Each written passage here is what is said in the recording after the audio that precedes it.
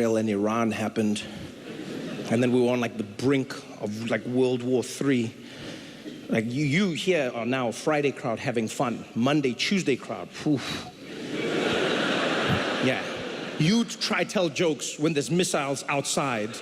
Like everyone was here like. Because that would be a weird way, like to be, you know what I mean? Like at the beginning of World War III. Like, people are like, where were you? When you're like, well, did you see what happened? No, I didn't. Where were you? Trevor was telling us about Brixton. It was such an insane story as well. Like now I feel like the world we live in, I sometimes think about like parallel universes and timelines, and I'm not sure if I believe it, but when I do think about it, I go like, I think we somehow slipped into the ludicrous timeline. Like we were all in a very normal timeline, us as people, and then something happened around like COVID, and then we went into the crazy timeline, and then the other versions of us are now like, wow, things have become very boring and normal. Because like, this is not normal, you know? Like the week starts off, it's been like 2 weeks technically. Right, it starts off, Iran was negotiating a nuclear deal with America. Negotiating a deal. They're making progress. They're getting close. They're getting super close. And then Israel was like, no deal. And then Israel started launching missiles at Iran, right? And then it's hard to make a deal when it's like missiles hitting you, you know what I mean? It's like when you're like trying to break up with someone at a restaurant and then the waiter keeps coming, is everything great? Just wait. Let me just handle. So what I'm saying is, how's everything going? Yeah. Look, hey, we'll call you. We'll call you, please. So Iran was like, all right, I can't. And so then Iran was like, missiles back at Israel, missiles. And then Israel was like, missiles. And then Iran was like, missiles. And it was going back and forth. Israel was definitely winning it because like Iran has missiles, but not like Israel's type of missiles. You know what I mean? Like Iran doesn't have much money and stuff. So their missiles are like those cheap fireworks your friends. You know when your parents would, like, they'd feel bad. You'd be like, what are we doing for Guy Fawkes Day? And then your parents would be like, do you want these ones? You're like, do you like them? They're like, no, just throw them on the ground. I was like, pat. Do you feel like the other kids? No, I don't at all. So Iran has those ones, and then they're launching back and forth. And the whole world was like, man, this again, Middle East conflict, Middle East. And then, at the peak of it, everyone was like, man, how could this get worse? Donald Trump was like, hello.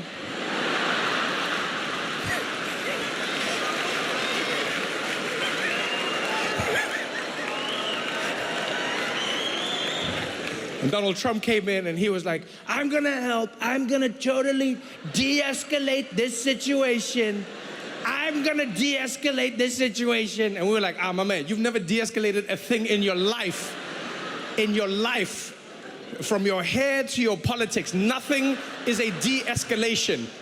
Nothing. But Trump came in and he's like, I don't like how Iran and Israel are launching bombs at each other all the time. So many bombs, we can't have this, it's not right. Too many bombs, we gotta stop it. No more bombs, we gotta stop it, we gotta fix it. And they're like, all right, how are you gonna fix it? He's like, by dropping bombs. I'm gonna drop bombs.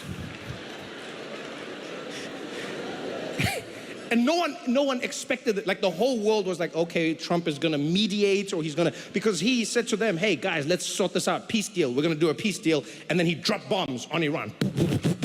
And everyone in the world was like, what the hell? And a lot of people in my life were like, oh man, I can't believe that Trump did this. I can't believe. And they were so stressed. And I was like, yes, but look on the bright side. And they're like, what bright side? I was like, on the bright side, Trump also can't believe that he did this. Like that's the one glimmer of hope that I get from Donald Trump, is that like he also doesn't know what he's doing. He's in it with us, which is a nice change. Oftentimes we're at the mercy of those in power, but he's in the mercy with us. Like we're all locked in a prison cell, but he's holding the key and he's like, we're all trapped. What are we gonna do? We're like, use the key. What are you talking about? And the reason I say this is because Trump came out and he hosted a press conference about it. It was so wild. He hosted a press conference about dropping the bombs. And he was shocked in the press conference. He came out and he's like, earlier today, the United States military, that's us. launched missiles, bunker busters, launched missiles on Iran, on all their nuclear facilities. And boy, you don't understand. You've never seen bombs like that before. They came down and they dropped them, those bombs. I couldn't believe what those bombs were doing. I couldn't believe it. And I called. I'm the one who called. I said, drop the bombs. I didn't know I was gonna call. I said 2 weeks. I told everybody 2 weeks. It was gonna be 2 weks. And then I was on the plane, then I said, I'm calling. Drop the bombs. And the bombs were dropped. I'd never seen bombs like that. I said, whoa, we're never dropping bombs like that again. I never seen bombs like that. Those bombs were dropped, and now it's over. We're all good. And so now, because America had dropped bombs on them, then Iran had to respond, but then Iran didn't want to get into a fight. No one wants to get into a fight with America, you know what I mean? And so like Iran was like, we are going to retaliate against you. And then they launched missiles at an American base in Qatar, but then they phoned America first. They did. They were like, all right, we are launching bombs against you in like 45 minutes, an hour maybe. You tell us how long you need. Then we'll launch the bombs. And then the Americans cleared out their base and everything important, and then the bombs fell.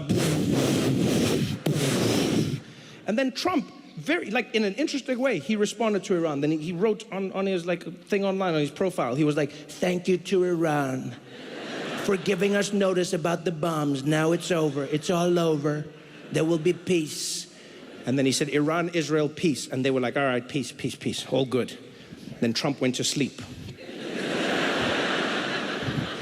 And in the 4 hours that he was sleeping, Israel, like out of nowhere, they came and they were like, Iran launched more missiles. And then everyone was like, wait, what missiles? And Israel was like, you launched missiles. And Iran was like, no, And then Israel was like, too late, we're coming for you with more bombs. And then the world was like, what? And then Trump woke up. And this was the moment when I can safely say I have felt more connected to Donald Trump than I've ever in my entire life. Because that man is not a normal human being.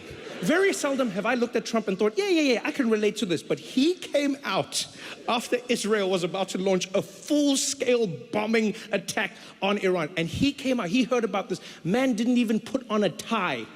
Came out of the White House half-dressed, ran straight into reporters, and he went into it. He was like, I heard about what Iran is doing and what Israel is doing. And let me tell you, I'm angry at Iran, but I'm more angry at Israel. They said peace, and I said we're going to do peace, and they're launching, and I'm sick of them. Israel, you better not do it. You don't do it, Israel. I said peace. You don't do it. He looked like a dad who had kids that were fighting in the backyard. And he was just going back and forth. He's just like, Israel, shut up, baby. Come on, shut up.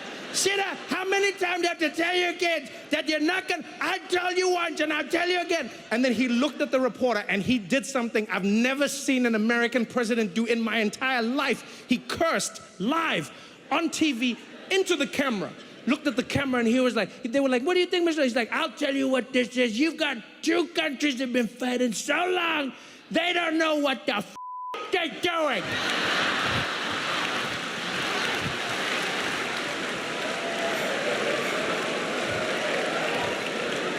You're like, oh, Dad is mad.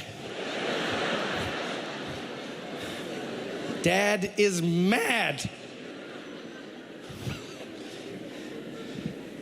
And I don't know what was crazier, the fact that he cursed on live TV as an American president, or the fact that that somehow became bigger news than the actual bombs that were dropped. The bombs was like half a day of news. The biggest bombs ever dropped on a country randomly out of war was barely any news. And then Trump came out and he swore every news outlet, Guardian, BBC, Al Jazeera, CNN, you name, all of them, Trump curses, Trump swears, Trump says F word, F word. And I was like, damn, so the F bomb was more important than the bomb. Everyone on TV, we've never seen this before. We've never seen an American president curse on national television. This has never, I don't even understand what we're seeing right now. Donald Trump, and I must warn sensitive viewers, yo, you showed footage of cities being leveled by bombs. You said it just casually. Let me show you some of the bombs that were dropped here. Let me show you some of the bombs. All right, now, Trump said something. I must warn you, if you have children in the room, you might want to cover their ears. You might want to cover their ears because he said the F-bomb. Like, people cared more about the words than the... It was the wildest thing. Wildest thing. I can't believe it. They were doing it as if the people in Iran were just like, yeah, no. The bombs are one thing. But what he said... You can take bombs back, but words are forever.